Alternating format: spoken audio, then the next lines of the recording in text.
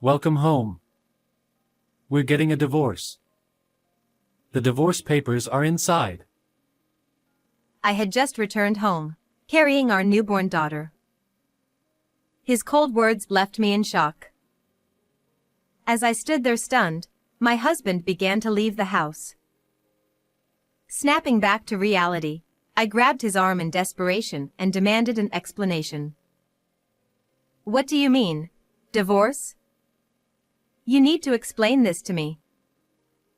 It's simple. I just don't love you anymore. I was utterly devastated by his words.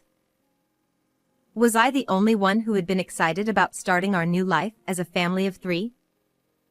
Without even looking at our child, he picked up his large bag and left. I am Harper, a 35-year-old housewife. Being quite timid, I was drawn to my husband's assertive personality and we started dating. A year later, prompted by my pregnancy, we got married. When I finally heard the sound of a baby crying, I was overjoyed to meet my 3,000-gram little angel. She was a very healthy and adorable baby girl. After sending him a photo of our daughter via email, I called him. To my disbelief, he said, What's this? "Excuse me?" She's not cute. She looks like a monkey. "What are you talking about? She's your daughter." After that, my husband stopped contacting me, and no matter how many times I called, he never answered. I was in complete shock and couldn't understand why he would say such things about our child. Looking back, he had never shown much interest in the baby growing inside me, always seeming somewhat distracted. I had always felt uneasy about his indifference, but I was too overwhelmed by severe morning sickness to confront his aloof behavior. During my hospital stay after giving birth, my husband never showed up, and my anxiety grew even more. If he meets our baby, Tim will surely change. I kept repeating this mantra to myself, trying to believe it. But my wish never came true. He abandoned me and our newborn daughter. What do I do now? I have no one to turn to, I thought. I had no parents, and the only family I had were my in-laws. My father-in-law was a quiet and kind man, but my mother-in-law was harsh, and I honestly found her difficult to deal with. Harper, how long do you plan to remain a housewife? Excuse me? Just because you got pregnant doesn't mean you can be lazy. Get a job and support yourself without relying on your husband. But he wanted me to take care of the household. I don't want to hear excuses. From now on, you'll balance both childcare and work. Got it?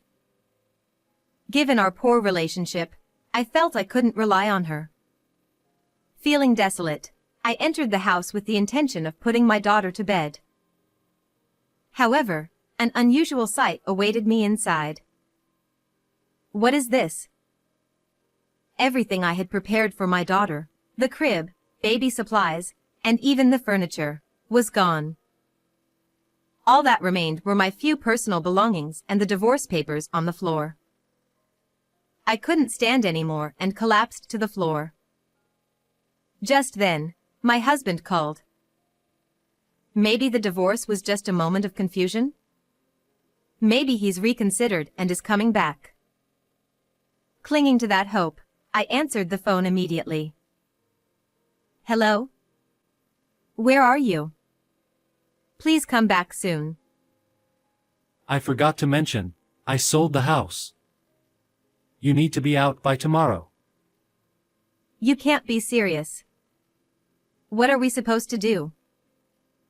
Become homeless, for all I care. I was shocked. How much more did he intend to make me suffer? Unable to hold back my emotions, I sobbed and pleaded for an explanation. You suddenly demand a divorce, and now even the house. What did I do wrong? Have you looked in the mirror since you got pregnant? What do you mean? You looked pale every day like I was living with a ghost.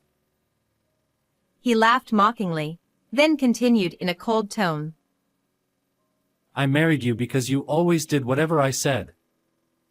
But now I regret it. What?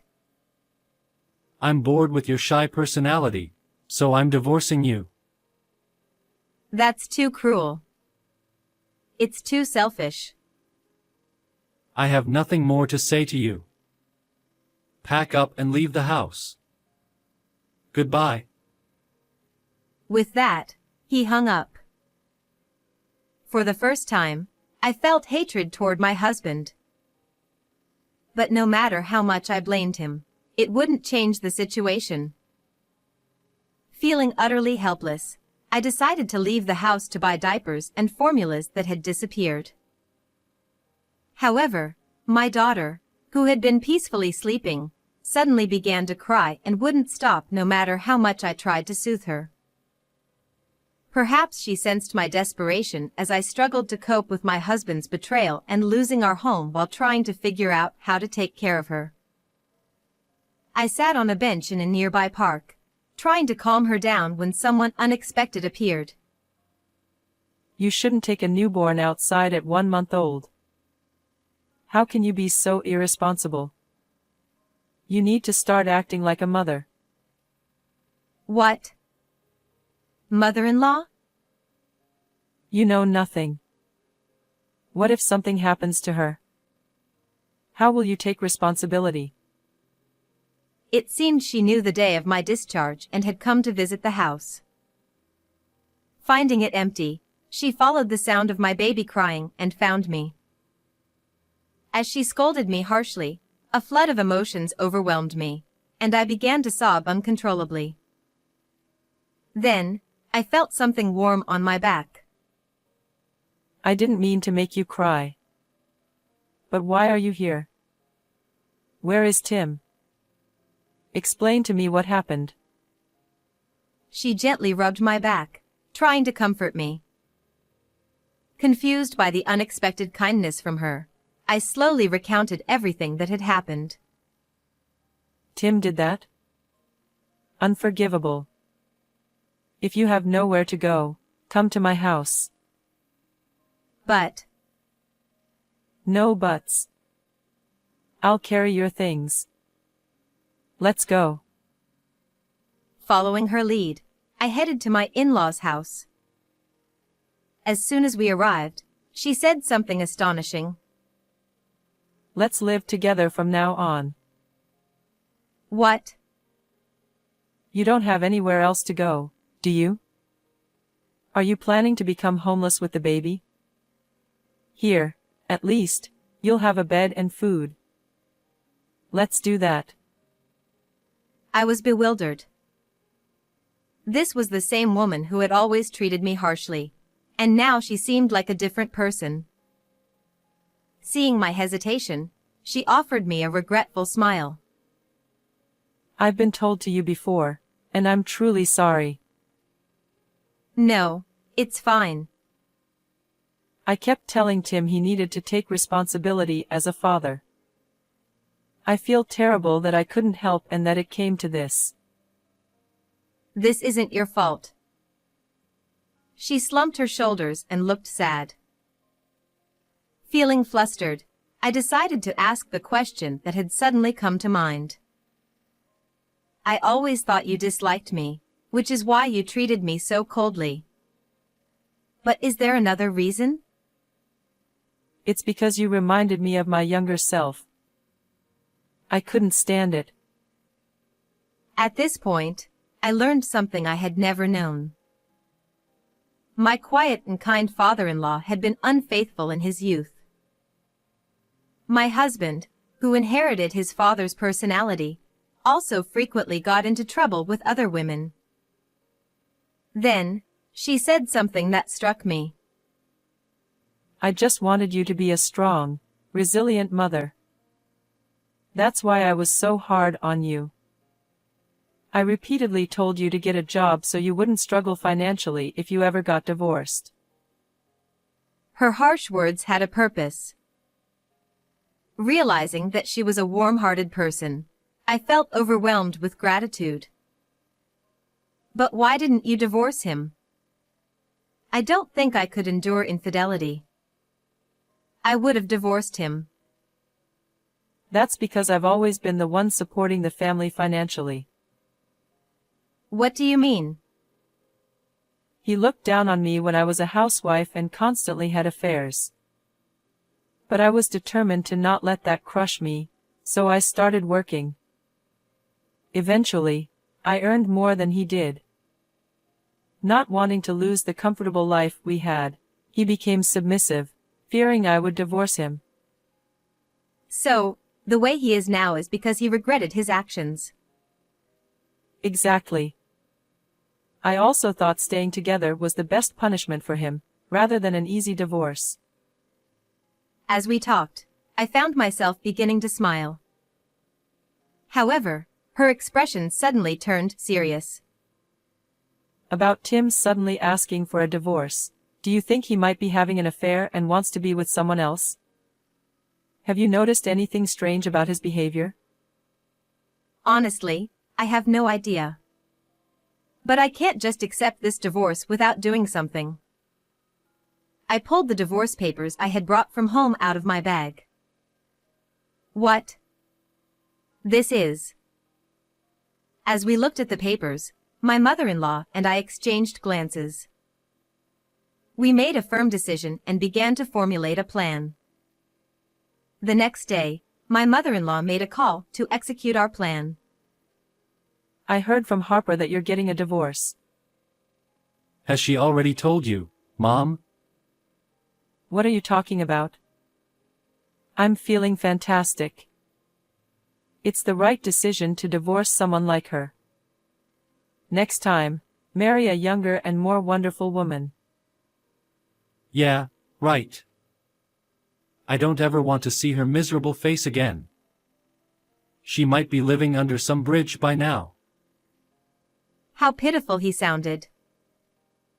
It seems like he has completely convinced himself that my mother-in-law dislikes me. Unaware that I overheard their conversation, I felt anger rising toward him as he boasted obliviously. But he has hell waiting for him. Actually, I want to introduce someone to you. Oh, has the next remarriage partner already been found? Well, yeah. That's wonderful news. We need to prepare a celebration for the two of you. Since the $1 million fixed deposit will mature in 1 month, let's prepare a big celebration. Seriously? Of course. But in return, you better introduce your partner to me properly before anything else. Don't rush into registering your marriage until then. Got it? Got it. I'll bring her to the family home in a month. Count on me to handle the celebration. My mother-in-law's acting skills are amazing. He fell right into our plan, and my mother-in-law and I exchanged knowing smiles. And so, I decided to quietly make preparations behind the scenes until that day arrived. A month later, unaware of the trap, my husband arrived at my in-laws' house with a young woman, feeling proud and confident. I opened the front door with as much composure as possible and greeted them. Welcome to my house. My husband was visibly shocked as if he might topple over any moment, while the woman wore a bewildered expression. Then my mother-in-law joined us. Come in, She said with authority, and they timidly entered the living room. Hey, Mom, what's going on here? He stammered. Well, Harper, shall we begin? She said. I handed them a few photos of them entering a hotel and a report detailing their activities over the past month. I'll be seeking compensation from you too. With this much evidence, there's no way you can talk your way out of it. Be prepared, I said firmly. Wait a minute, how did you gather this evidence? My husband protested. My mother-in-law funded a detective to investigate. She said leaving this to the professionals was the best course of action. I explained. Why would Mom cooperate with someone like her? He exclaimed. Oh? Am I mistaken? Who would support someone so unreasonable, someone who abandons your wife and child to marry another woman? She retorted. What about the $1 million celebration? He asked. That was a lie to prevent you from filing for marriage for a month. She replied. You tricked me. He exclaimed, his anger palpable, and the woman sitting beside him looked crestfallen, surely thinking this wasn't how things were supposed to go. I thought I had finally punished them, but then he uttered unbelievable words. We're already divorced. You can't claim compensation for cheating now. He's right. I'm not paying any compensation. Their words left me utterly flabbergasted. The statute of limitations for claiming compensation is 3 years from the discovery of infidelity. Unaware of such common knowledge, my confident husband and his mistress were snorting with self-assurance. So, I decided to enlighten them with a fact. You see, we're still legally married. Huh? That divorce paper you left behind? It hasn't been filed yet. What the hell? Why haven't you done it yet? You declared divorce without any explanation, and I couldn't accept that. Do you even realize the absurd parting gift you left when you walked out of the house? Confused by my words and exchanging looks with each other, I handed them a document. Isn't this your marriage certificate? I thought I lost that. How do you have it? It was tucked beneath the divorce papers. Leaving something like this behind, you're absent-minded, aren't you? Yes. The papers I thrust at them were the completed marriage registration forms of the two of them. On the day I found these, my mother-in-law and I realized that he intended to marry his mistress. So, instead of divorcing immediately, we decided to gather evidence to prove his infidelity while our marriage technically continued. I'll never forgive you for abandoning your family. And you, Noah, won't escape either. You'll pay the compensation properly. As I declared this, his face rapidly drained of color. However, the woman seemed oddly triumphant. Well, that's a relief. If you're divorcing him, it's fine with me. Excuse me? Because, you know, he is wealthy. He can pay any amount of compensation. Right? Isn't that so? Listening to her words, I finally understood his discomfort. He certainly isn't a high earner. Yet, when he appeared after a month, he was decked out in designer labels from head to toe. Surely, he had lied to this woman, claiming to be rich. And to cater to his mistress, he must have sold furniture, baby supplies, and even our house. So, I decided to enlighten the smug woman. Unfortunately, this man isn't wealthy at all. What are you talking about? His take-home pay is about $1,800. Quite low for his age. And I, his wife, can confirm it without a doubt. Ha! That's different from what I heard. Hey, is this woman telling the truth? What's going on? Your face is as pale as a ghost. Instead of freezing up, why don't you tell Lina-san the truth from your mouth?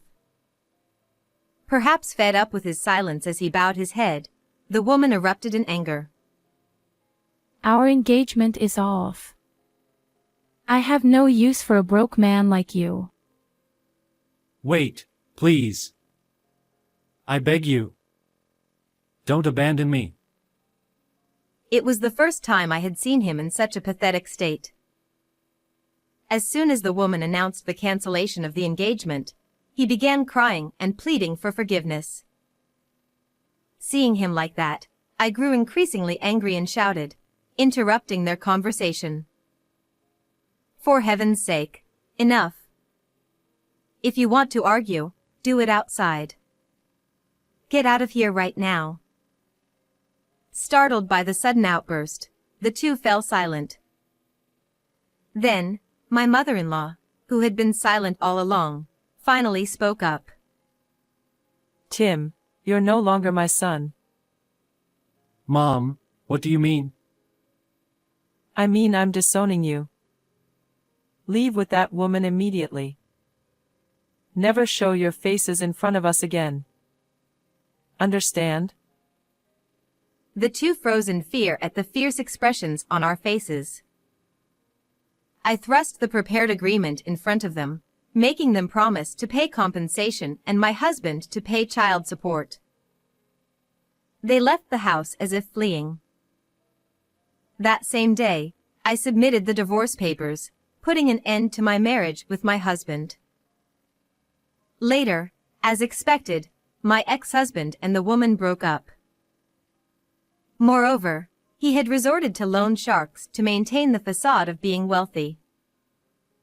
He was fired from his job due to collection calls reaching the company, and he ended up working day labor while paying $2 million in compensation and $300 a month in child support. Naturally, he also demanded $1.5 million in compensation from his mistress. I heard she resorted to the streets to pay him off. On the other hand, I have built a very good relationship with my mother-in-law, whom I once felt awkward around. After the divorce, with my family gone, she suggested, Let's live together. And I decided to take advantage of her kindness. Starting a job and struggling to balance work with childcare, I feel like I'm gradually changing. This is probably because I've become a mother and have someone to protect, and because I've been watching her closely. With my beloved daughter and my in-laws whom I want to cherish for life, I want to continue spending peaceful days. How did you find this story? Don't forget to subscribe to the channel. Well then, let's meet in the next video.